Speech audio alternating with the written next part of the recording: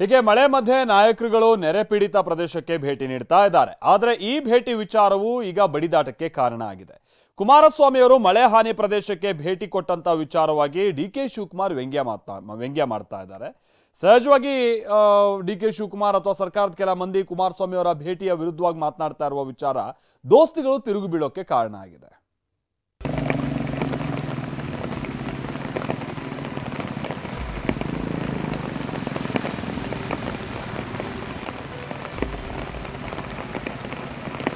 ಸರ್ಕಾರಕ್ಕೆ ಆಡಳಿತ ಹೇಗೆ ನಡೆಸಬೇಕು ಅನ್ನೋದೇ ಮರ್ತೋಗಿದೆಯಾ ಅನ್ನೋದು ಗೊತ್ತಿಲ್ಲ ನನಗೆ. ಏನಾದ್ರು ಮಿಲಿಟರಿ ಕರ್ಕೊಬಂದು ಓಪನ್ ಮಾಡಿಸಿದ್ರೆ ಅವ್ರ ಫೀಲ್ಡ್ಗೆ ಇಳಿದವ್ರೆ ಅಂತ ಹೇಳಬೇಕು. ಆ ದರೋಡೆ ನಿಲ್ಸಕ್ಕೆ ಮಿಲಿಟರಿ ಅವ್ರನ್ನ ಕರ್ಕೊಂಬನ್ನಿ ಅಂತ ಹೇಳಿರ್ಬೇಕು ನನಗೆ.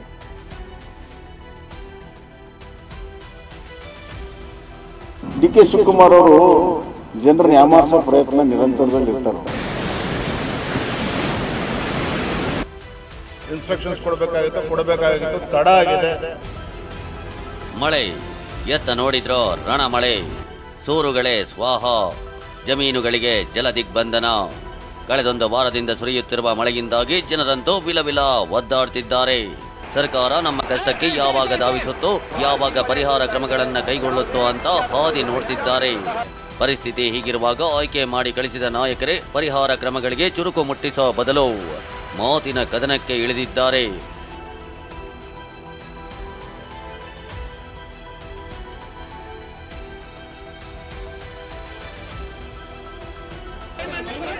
ಹೌದು, ನಿನ್ನೆಯಷ್ಟೇ ಕೇಂದ್ರ ಸಚಿವ ಎಚ್.ಡಿ. ಕುಮಾರಸ್ವಾಮಿ ಉತ್ತರ ಕನ್ನಡದ ಶಿರೋರು ಗುಡ್ಡ ಕುಸಿತವಾದ ಸ್ಥಳಕ್ಕೆ ಭೇಟಿ ನೀಡಿದ್ರು. ಪರಿಶೀಲನೆ ಬಳಿಕ ಮಾತನಾಡಿದ್ದ ಕುಮಾರಸ್ವಾಮಿ, ಸಂತ್ರಸ್ತರನ್ನ ಯಾರೋ ಕೂಡ ಭೇಟಿ ಮಾಡಿಲ್ಲ, ಧೈರ್ಯ ತುಂಬಿಲ್ಲ ಅಂದಿದ್ರು. ಈ ಮಾತಿಗೆ ತಿರುಗೇಟು ಕೊಟ್ಟಿದ್ದ ಡಿಸಿಎಂ ಡಿ.ಕೆ. ಮಿಲಿಟರಿ ತೆಗೆದುಕೊಂಡು ಹೋಗಿದ್ರ ಅಂತ ಲೇವಡಿ ಮಾಡಿದ್ರು. ಇದೀಗ ಡಿ.ಕೆ. ಹೇಳಿಕೆಗೂ ಎಚ್.ಡಿ.ಕೆ. ಟಾಂಗ್ ಕೊಟ್ಟಿದ್ದಾರೆ. ಮುಖ್ಯಮಂತ್ರಿಗಳಾಗಲಿ ಸಂಬಂಧಪಟ್ಟಂಥ ಸಚಿವರುಗಳಾಗಲಿ ಭೇಟಿ ಕೊಡದೇ ಇರತಕ್ಕಂಥದ್ದು ಎಷ್ಟರ ಮಟ್ಟಿಗೆ ಜನರ ಬಗ್ಗೆ ಇವರಿಗೆ ಕಾಳಜಿ ಇದೆ ಅಂತಕ್ಕಂಥದ್ದು ತೋರಿಸ್ತದೆ. ಒಂದು ಸ್ಥಳ ಪರಿಶೀಲನೆ ಮಾಡಿ ಅವರಿಗೆ ಒಂದು ಧೈರ್ಯ ಸಾಂತ್ವನ ಇಡ್ತಕ್ಕಂಥ ಧೈರ್ಯ ತುಂಬತಕ್ಕಂಥ ಕೆಲಸ ಯಾರಿಂದೂ ಆಗಲಿಲ್ಲ. ಇಂಥ ಸಮಯದಲ್ಲಿ ಸ್ಥಳಕ್ಕೆ ಭೇಟಿ ಕೊಟ್ಟು ಅಲ್ಲಿಯ ಜನರಿಗೆ ಆಗ್ತಕ್ಕಂಥ ಆತಂಕಗಳಿಗೆ ಒಂದು ಮಾನಸಿಕ ಧೈರ್ಯ ತುಂಬತಕ್ಕಂಥ ಕೆಲಸ ಆಗಬೇಕು. ಯಾವ ಫೀಲ್ಡ್ಗೆ ಇರ್ತಾರೆ, ಏನಾದ್ರು ಮಿಲಿಟರಿ ಕರ್ಕೊಬಂದು ಓಪನ್ ಮಾಡಿಸಿದ್ರೆ ಅವ್ರ ಫೀಲ್ಡ್ಗೆ ಇಳಿದವ್ರೆ ಅಂತ ಹೇಳಬೇಕು. ಸುಮ್ಮನೆ ಹೋಗೊಂದು ವಿಸಿಟ್ ಮಾಡಿದ ತಕ್ಷಣ ಆಗೋಯ್ತಾ? ವಿತಿನ್ 24 hours ಎಲ್ಲ 1 ಗಂಟೆಯಲ್ಲಿ ನಮ್ಮ ಕ್ಯಾಬಿನೆಟಿಂದ ನಮ್ಮ ಮಿನಿಸ್ಟ್ರನ್ನ ಓಡಿಸಿದ್ದೀವಿ ಅಲ್ಲಿಗೆ. ನಾವು ಮಿಲಿಟ್ರಿನ ಡೆಪ್ಲಾಯ್ ಮಾಡಿಸಿ ಮಿಲಿಟರಿ ಅವ್ರ ಕೆಲ ಕೆಲಸ ಮಾಡಿಸಿದ್ರೆ ಹೇಳ್ಬೋದಾಯಿತು, ಕೇಂದ್ರ ಸರ್ಕಾರ ಭಾಳ ನಮಗೆ ಮುತುವರ್ಜಿ ವಹಿಸಿದೆ ಅಂತೇಳಿ.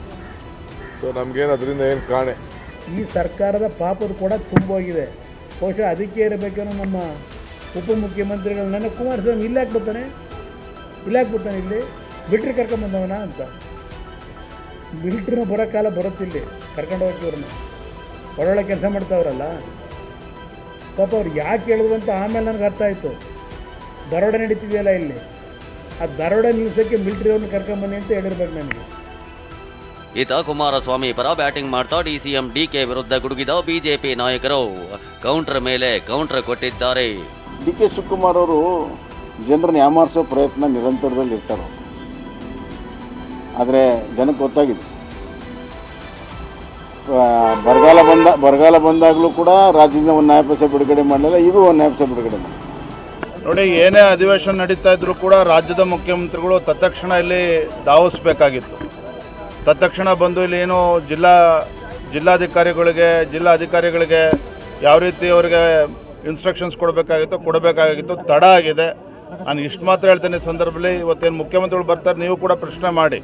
ಯಾಕೆಂದರೆ ಈಗಾಗಲೇ ಒಂದು ಕಡೆ ಪರಿಹಾರ, ಮತ್ತೊಂದು ಕಡೆ ಮನೆ ಕಲ್ಪಿಸ್ಕೊಡ್ತಕ್ಕಂಥದ್ದು. ಈ ನಿಟ್ಟಿನಲ್ಲೂ ಕೂಡ ತತ್ಕ್ಷಣ ರಾಜ್ಯ ಸರ್ಕಾರ ಸ್ಪಂದಿಸಬೇಕಾಗಿದೆ. ಡಿ.ಕೆ. ಶಿವಕುಮಾರ್ ಬಂದರೆ ಪ್ರಯೋಜನ ಆಗ್ತೈತೆ ಅಂದರೆ ಅವ್ರ ಮನೆ ಬಿಟ್ಟು ಬರಬೇಕಲ್ಲ. ಈಗ ಅವರೂ ಬರಲ್ಲ, ಕೇಂದ್ರ ಸಚಿವರು ಬಂದರೆ ನೀವೇನು ಪರಿಹಾರ ಸಿಗಲ್ಲ ಅಂತೀರ.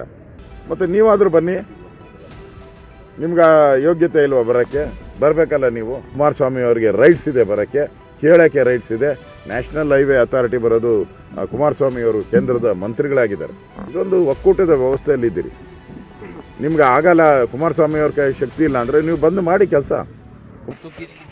ಇಷ್ಟೆಲ್ಲ ಬೆಳವಣಿಗೆಗಳ ನಡುವೆ ಉತ್ತರ ಕನ್ನಡದ ಶಿರೂರು ಗುಡ್ಡ ಕುಸಿದ ಸ್ಥಳಕ್ಕೆ ಬಿಜೆಪಿ ರಾಜ್ಯಾಧ್ಯಕ್ಷ ಬಿವೈ ವಿಜಯೇಂದ್ರ ಭೇಟಿ ನೀಡಿದ್ರು. ಇದಕ್ಕೂ ಮುನ್ನ ಉಳುವರೆ ಗ್ರಾಮಕ್ಕೆ ವಿಜಯೇಂದ್ರ ಭೇಟಿ ನೀಡಿದ್ರು. ಇದೇ ವೇಳೆ ಸಂತ್ರಸ್ತರು ಕಣ್ಣೀರು ಹಾಕಿ ನಮಗೆ ಸೂಕ್ತ ಪರಿಹಾರ ನೀಡಿ ಅಂತ ಅಂಗಲಾಚಿದ್ರು. ನನ್ನ ತಮ್ಮ ನನ್ನ ಅತ್ತಿಗೆ ಎಲ್ಲೂ ಬಾಡಿ ಸಿಗ್ಲಿಲ್ಲ, ಇಂದಿಗೆ 6 ದಿವಸ ಆಯ್ತು. ಮತ್ತೆ ನನ್ನ ಅಣ್ಣ ಒಬ್ಬ ಪೆಟ್ಟಾಗಿ, ಮತ್ತೆ ಅತ್ತಿಗೆ ಒಂದು ಪೆಟ್ಟಾಗಿ, ಮತ್ತೆ ಹುಡುಗಿ ಒಂದು ಪೆಟ್ಟಾಗಿ ಎಲ್ಲ ಆಸ್ಪತ್ರೆಯಲ್ಲಿ ಇದ್ದು.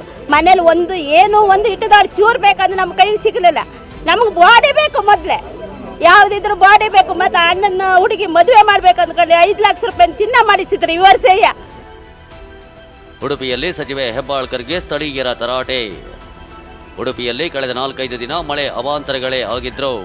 ಉಸ್ತುವಾರಿ ಸಚಿವೆ ಲಕ್ಷ್ಮೀ ಹೆಬ್ಬಾಳ್ಕರ್ ಹೋಗಿರಲಿಲ್ಲ. ಈ ಬಗ್ಗೆ ವಿರೋಧ ಕೂಡ ಶುರುವಾಗಿತ್ತು. ವಿರೋಧದ ಬೆನ್ನಲ್ಲೇ ಇಂದು ಉಡುಪಿಗೆ ಭೇಟಿ ನೀಡಿದ ಹೆಬ್ಬಾಳ್ಕರ್ ನೆರೆ ಹಾನಿ ಪ್ರದೇಶಕ್ಕೆ ಭೇಟಿ ನೀಡಿ ಪರಿಶೀಲನೆ ಮಾಡಿದ್ರು. ಇದೇ ವೇಳೆ ಸಚಿವೆಗೆ ಸ್ಥಳೀಯರು ತರಾಟೆ ತೆಗೆದುಕೊಂಡ್ರು.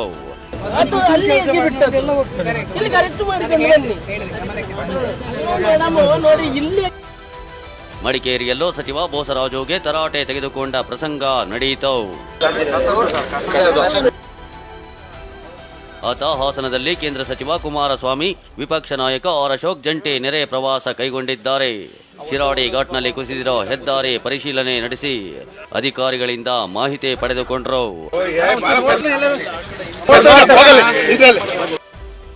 ಸದ್ಯ ಮಳೆ ಆರ್ಭಟ ಕೊಂಚ ತಗ್ಗಿದ ಬಳಿಕ ನಾಯಕರ ನೆರೆ ಪ್ರವಾಸ ಜೋರಾಗಿದೆ. ಜನರಂತೂ ನಮ್ ಕಷ್ಟ ಈ ಕೇಳೋಕ್ ಬಂದ್ರ ಅಂತ ಆಕ್ರೋಶ ಭರಿತವಾಗಿ ಮಾತನಾಡ್ತಿದ್ದಾರೆ. Bureau report, TV9.